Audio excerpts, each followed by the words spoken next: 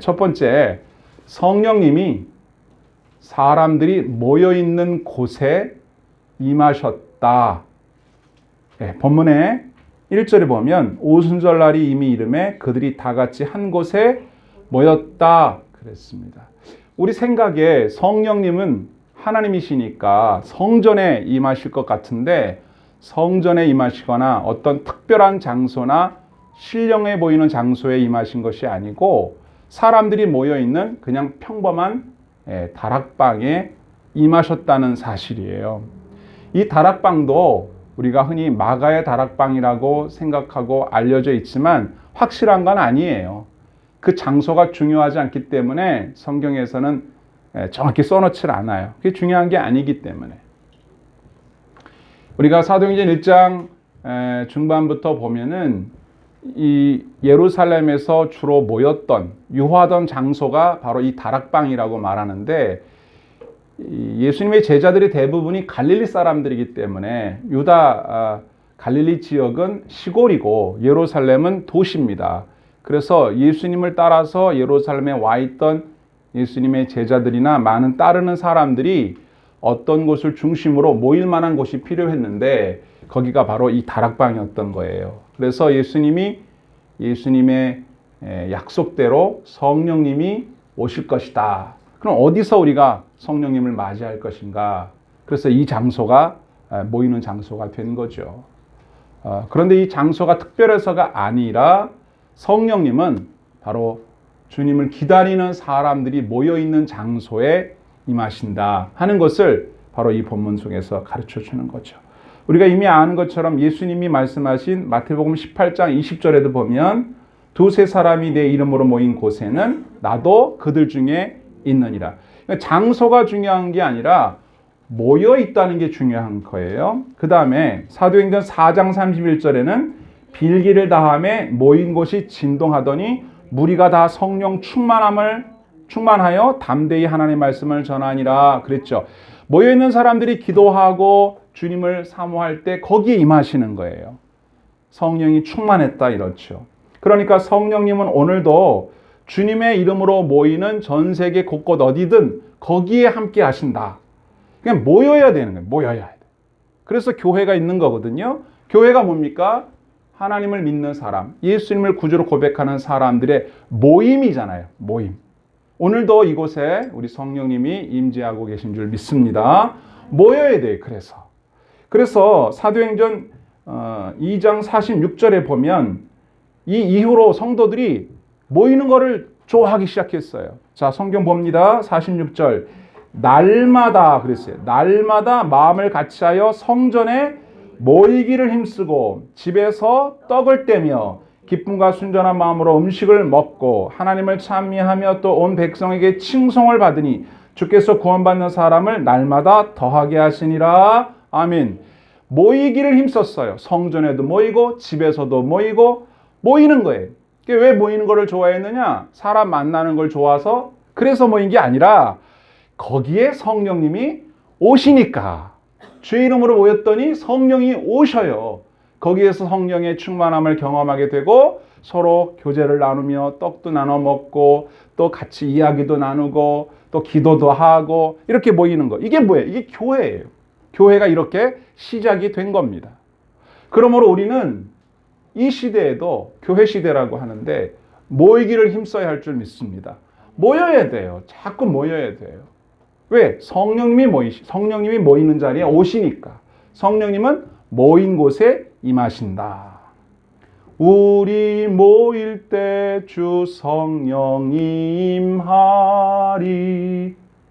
우리 마음 모아 주를 경배할 때 주님이 우리가 경배하고 기도하고 마음을 모아서 함께하는 그 자리에 임하시는 줄 믿습니다. 성령님이 오시는 그 자리에 내가 있고 싶어서 자꾸 모였던 거예요. 그러다 보니까 함께하는 사람도 좋아지고 교제를 나누면서 폭도 넓어지게 된 것이죠. 뿐만 아니라 주님께서 구원받는 자의 수를 날마다 더해 주셨다 그랬어요. 이것이 교회의 부흥이 아니겠습니까? 저와 여러분이 모이기를 힘쓰므로 우리 교회도 이와 같은 큰 부흥의 역사를 맛보게 되기를 축복합니다. 아멘. 그런데 세월이 흐르고 말세가 다가올수록 모이는 일이 점점 힘들어질 것이다. 그래서 모이는 일에 힘을 써야 된다. 이런 말씀이 있어요. 히브리서 10장 25절에 보시면 모이기를 패하는 어떤 사람들의 습관과 같이 하지 말고 오직 권하여 그날이 가까운 볼수록 더욱 그리하자. 아멘. 여기 성경에 말씀하신 그대로예요. 이제 모이는 게 점점 힘들어지고 만나는 게 점점점 소원해지는 시대가 도달했다는 것이죠. 저와 여러분이 모이기를 힘쓰므로 주님의 은혜를 경험하고 성령의 충만함을 경험하고 교회의 부흥을 맛보는 은혜가 있기를 주의 이름으로 축원합니다. 아멘. 두 번째는요. 성령님이 임하실 때 가만히 봤더니 단체로 이렇게 확 임하신 게 아니고 각 사람을 이렇게 만나 주셨다. 성령이 오시면 각 사람을 만나 주셨다고 성경이 써 있어요. 3절 하반절에 보니까 그들에게 보여 각 사람 위에 하나씩 임하여 있더니 이랬죠. 그러니까 성령님이 임하실 때 특이한 현상이 나타났는데 2절부터 보니까 호련히 갑자기 하늘로부터 급하고 강한 소리가 샥 바람 소리가 난 거예요. 그래서 그 소리가 모인 곳을 가득 채웠다 그랬어요. 사람들이 깜짝 놀랐겠죠. 뭐지? 뭐 특별한 일이 일어나려나? 그리고 난 다음에 성경에 보니까 불의 혀처럼 갈라지는 것. 우리가 불꽃을 보면 이렇게 혀처럼 이렇게 움직이잖아요. 그런 불꽃 모양의 어떤 모양이 나타났습니다. 깜짝 놀랐겠죠. 거기 모여있는 사람들 머리 위에 각각 그냥 그 공동체 그냥 이렇게 두리뭉실이 아니라 각 사람 머리 위에 각각 하나씩 다 이렇게 임하여 있었다. 이렇게 말씀하고 있어요. 그러니까 성령의 임재하심은 각 사람에게 개인적으로도 만나주시는 임재라는 것을 말씀해 주는 거예요. 우리가 이렇게 예배 드릴 때 여기 다 같이 모여 있잖아요. 그러면 성령님은 한 사람 한 사람을 만나주시는 거예요. 여러분들 다. 여러분들이 교회 와서 특별히 다른 사람들은 성령 충만 은혜 받고 가는데 나는 아무렇지도 않고 나는 은혜도 못 받았다. 이렇게 생각할 수도 있잖아요. 그렇지 않고 성령님이 한 사람 한 사람 만나주신다는 거죠. 여러분들이 예배 드릴 때 하나님이 이 사람들 중에서 나를 만나러 오셨다라고 하는 생각을 하셔야 돼요. 이게 오셨다는 거죠. 근데 여기에서 바람과 불을 표현을 했는데 이게 뭘 의미하는 건가? 이건 그냥 간단히 말하면 하나님이 나타나셨다는 것을 보여주는 상징이에요. 성경에 보면 구약 성경에 시편 104편 4절에 보니까 바람을 자기 사신으로 삼으시고 불꽃으로 자기 사역자를 삼으셨다 이랬잖아요. 여기서 바람이라는 히브리어가 루아흐라는 단어인데 바람이잖아요, 번역하면. 그런데 이 바람이라는 단어와 똑같은 단어를 또 주님의 영으로 번역을 해요. 30절에 주의 영을 보내어 그들을 창조하사 지면을 새롭게 하시나이다 그랬습니다. 구약에서 바람은 성령님을 표현할 때 쓰는 단어예요. 그러니까 바람이 성령님은 아니죠. 그런데 성령님은 마치 뭐와 같다? 바람 같은 분이다. 이렇게 눈에 보이진 않지만 분명히 실존하시고 능력이 있으셔서 이렇게 무엇인가를 일으키시는 그런 분이시다라고 할 때 바람 같다 이런 표현을 쓰셨단 말이에요.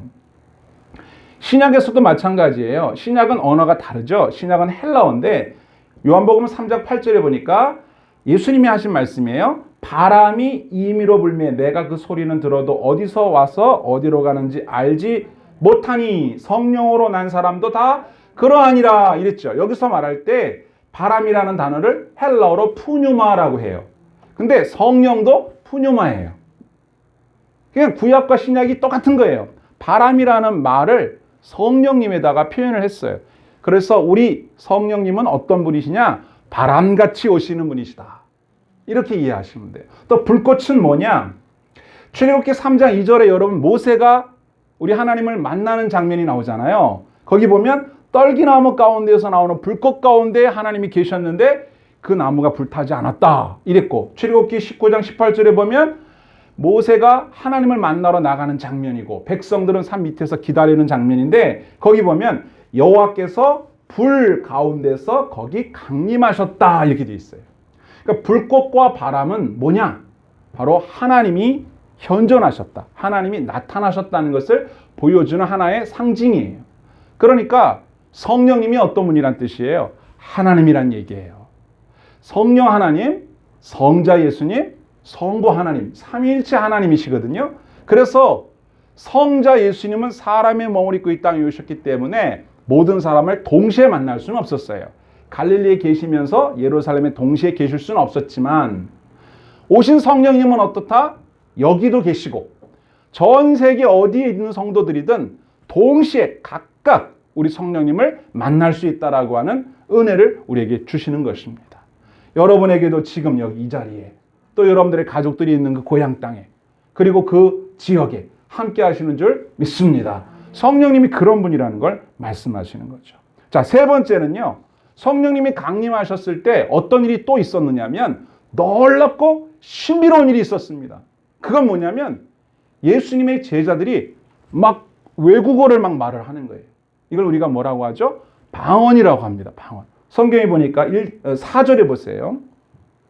그들이 다 성령의 충만함을 받고 성령이 말하게 하심을 따라 다른 언어들로 말하기를 시작하니라 이랬습니다. 이게 중요한 게 뭐냐면 성령의 충만함을 받은 상태에서 자기들의 언어 능력이 아닌 성령이 말하게 하심을 따라서, 그죠? 성령님이 말하도록 이렇게 따라해라. 내가 말할 때 따라해라. 따라서 말을 했는데 그 말이 우리가 배워본 적이 없는 외국 지방 언어였던 거예요. 그래서 놀라운 일이 일어난 것이에요. 그래서 성경에 여러분 한번 보세요. 5절에 보시면 5절에 그때 경건한 유대인들이 천하 각국으로부터 와서 예루살렘에 머물러 있었다. 그러니까 외국에 나가 살고 있던 유대인들이 오순절을 맞이해서 예루살렘에 왔어요. 명절을 맞이해서 왔는데 이 사람들은 이미 외국에서 오래 살았기 때문에 유대 사람들의 말을 잘 몰라. 잘 듣지 이해를 못해. 통역이 필요할 정도로 잘 모르는 그 사람들에게 성령님이 제자들을 통해서 제자들은 갈릴리 사람 말로 했을 뿐인데 각 지방 언어, 자신들이 살고 있던 지방의 언어로 들리는 거예요. 놀라운 역사가 일어난 거죠. 그러니까 갈릴리 사람들이 그냥 유대말, 평범한 말로 그냥 말을 했는데 여기 성경에 한 12군데에서 온 사람들이 나오거든요. 여기 보면 6절에 보니까 자, 이 소리가 나매 큰 무리가 모여 각각 자기의 방언으로 제자들이 말하는 것을 듣고 어떻게 했다? 소동하여 다 놀라 신기하게 여겨 이르되 보라 이 말하는 사람들이 다 갈릴리 사람이 아니냐? 우리 각 사람이 난 곳 방언으로 어떻게 해요? 듣게 되는 것이 어찌미냐? 그러니까 말은 한 가지 말만 한 거예요. 자기들이 그냥. 근데 그걸 성령에 따라서 말을 했더니 듣는 사람은 각각 언어로 듣는 거예요. 기가 막힌 놀라운 일이죠. 성령이 하시는 역사인 겁니다. 왜 이런 일을 하셨겠어요? 자, 여기 보시면은 9절 우리는 바데인, 메데인, 엘람인, 메소포타미아, 유대와 갑바도기아, 본도, 아시아, 부르기아, 밤빌리아, 애굽, 구레네, 리비아, 로마 뭐 이렇게 각 지역에서 온 사람들의 자신들이 쓰는 말로 들었어요. 근데 왜 이렇게 하셨는가라고 성경에 분명히 써 있습니다. 바로 11절 그레데인과 아라비아인들이라 우리가 다 우리의 각 언어로 뭘 들어요? 하나님의 큰 일을 말함을 듣는도다. 딴 얘기한 게 아니에요. 우리식으로 말하면 하나님 말씀을 전하는 하나님의 큰일, 복음을 전하는 설교를 하고 있는 시간이었는데 거기 와 있는 사람들이 통역기도 꼽지 않았는데 누가 옆에서 번역해 준 것도 아닌데 자신들이 쓰는 말로 다 알아들었다 이거죠. 놀라운 일이 일어난 거예요. 성령님이 이렇게 역사하실 때 기가 막힌 일이 일어납니다. 여러분 이런 일이 일어난다면 얼마나 좋겠어요. 그렇죠? 영어 시험을 보는데 성령이 충만해가지고 공부하지 않은 막 영어가 그냥 막 해석이 되고 말이지. 외국에 나갔는데 막 알아들어버려 그냥. 그런 건 공부를 해서 들어야 돼요. 그러면 성령이 충만한 건 갈릴리 사람들이 뭐 언제 그거 배워가지고 하겠어요? 근데 그 명절날 와 있는 사람에게 그 많은 사람이 모여 있는데 너무 좋은 시기잖아요. 그러니까 성령이 역사를 하셔가지고 설교를 딱 했더니 싹 알아듣는 놀라운 역사가 일어나는 거죠. 성령님은 이렇게 소통하는 역사를 일으키는 분이고요. 하나님의 말씀을 잘 전할 수 있도록 성도들에게 능력을 주시는 분이에요. 다양한 은사를 주시는 분이거든요. 근데 여러분, 이보다 더 신기한 능력이 뭔지 아세요? 한번 따라 합시다. 예수가 구주로 믿어지는 능력. 이건 내가 가지고 있던 능력이 아니라 성령이 내게 임하심으로 나타난 능력이에요. 성령 받았다 이런 말 많이 하잖아요. 우리가 성령 받았어? 이런 말 하잖아요. 성령 받았냐는 말을 바꿔 말하면 예수가 믿어져? 그 말이에요. 성령을 안 받은 사람은 예수가 안 믿어지니까. 자, 오늘 성경에 고린도전서 12장 3절을 보세요. 이렇게 돼 있습니다. 하나님의 영으로 말하는 자는 누구든지 예수를 저주할 자라 하지 아니하고 또 성령으로 아니하고는 누구든지 예수를 주시라 할 수 없다 그랬습니다. 예수님은 주님이시다. 이거 어떻게 말할 수 있는 거예요? 어떻게 알아? 성령님이 내게 그렇게 할 수 있도록, 믿을 수 있도록 역사하신 거예요. 그게 성령 받았다는 얘기예요. 성령을 받은 사람만 믿을 수 있는 것이고 믿은 사람은 성령을 받은 줄 믿습니다. 믿음보다 더 놀라운 선물이 또 어디가 있어요? 우리가 막 외국어를 말하는 능력은 없지만 예수가 믿어지는 능력, 그 받은 줄 믿습니다. 이게 은혜란 말이죠. 성령이 오셔서 하신 일입니다. 성도님이 왜 성도님인가? 거룩한 물이라는 뜻입니다. 거룩할 성, 물이 도. 왜 거룩한 물입니까? 우리가 그렇게 뭐 엄청 착하게 사는 건 아닌데 왜 우리를 성도라고 해요? 성령님이 우리 안에 계시니까. 그러니까 그때 오셨던 성령님은 그럼 지금 어디 계시느냐라고 물으면 여러분 뭐라고 대답해야 됩니까? 지금 나와 함께 하십니다. 어디 딴 데 가신 게 아닙니다, 여러분. 고린도전서 3장 16절에서 너희는 너희가 하나님의 성전인 것과 하나님의 성령이 너희 안에 계신 것을 알지 못하느냐? 누구든지 하나님의 성전을 더럽히면 하나님이 그 사람을 멸하시리라. 하나님의 성전을 거룩하니 너희도 그러하니라. 아멘. 우리 보고 거룩하다고 말씀하세요. 왜 그럴까요? 성령님이 우리 안에 계셔요. 근데 가끔 가다 보면 성령님이 계신 사람이라면 저런 행동, 저런 말 안 할 텐데 하는 행동을 누가? 내가 하고 있어. 어떻게 된 거지 이게? 그럼 왜 그런 거예요? 성령님이 내게서 떠나셨나요? 그런 게 아니라 성령님은 나와 함께 하시는데 내가 그분을 잊어버리고 그분의 말씀을 안 듣고 그분이 그러지 말아라 그랬는데도 그러고 성령님이 그래라 그랬는데도 안 하고 성령의 역사를 소멸하기 때문이에요. 여러분 귀를 기울이셔요. 성령님이 뭐라고 하시는지, 성령님이 그러지 말라고 막으시는지, 성령님이 얼른 하라고 재촉하시는지 관심을 갖고 귀를 기울여야 하는데 우리가 그분의 말씀에 귀를 안 기울이고 내 성격대로 내 감정대로 막 해버리기 때문에 그분의 뜻대로 살지 못하고 자꾸 실수하게 되는 겁니다.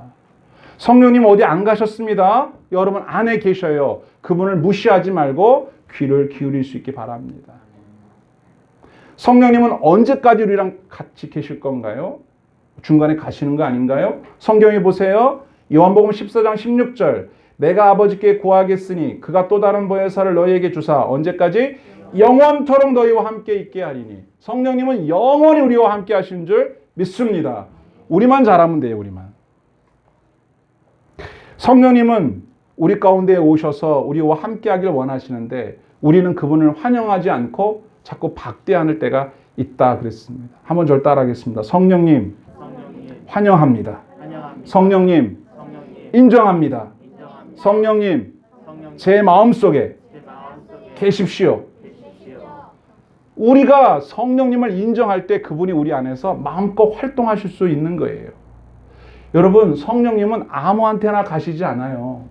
성령님은 아무나 환영한다고 다 모실 수 있는 게 아니고 요한복음 14장 17절에 보니까 이렇게 말씀하세요. 그는 진리의 영이라.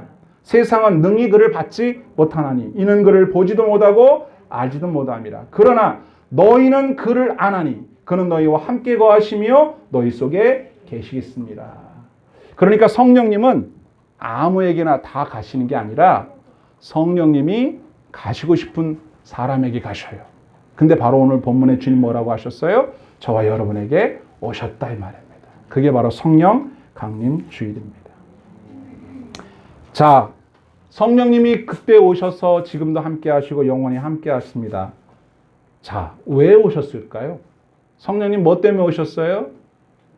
바로 저와 여러분들을 도와주고 위로해주고 힘주고 늘 동행하면서 여러분들이 하나님의 은혜 안에서 행복하게 살기를 바라시기 때문에 오셨습니다. 그분이 오셨기 때문에 우리는 이전에 살던 삶이 아니라 새로운 삶, 능력 있는 삶, 멋진 삶으로 변화될 가능성이 생겼어요. 그래서 성령님이 우리 안에서 역사하실 수 있도록 우리가 마음껏 환영하고 그분을 순종하면 우리에게서 열매가 주렁주렁 맺힙니다.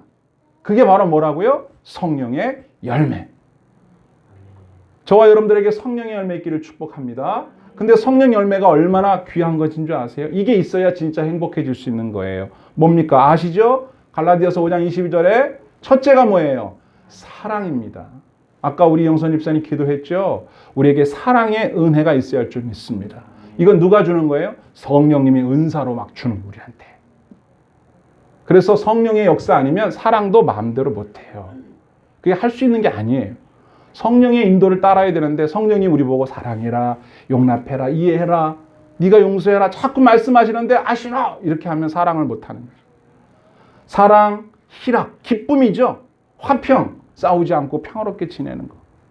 그리고 각종 여러 가지 아름다운 성품들, 양선, 온유, 절제, 오래 참음, 이와 같은 열매들을 맺을 수 있도록 누가? 성령님이 도와주세요. 저와 여러분들의 삶 속에 이와 같은 열매가 맺혀서 여러분도 행복하고 여러분과 함께하는 모든 사람들에게 행복을 나눌 수 있는 은혜의 삶 살 수 있게 되기를 주의 이름으로 축원합니다.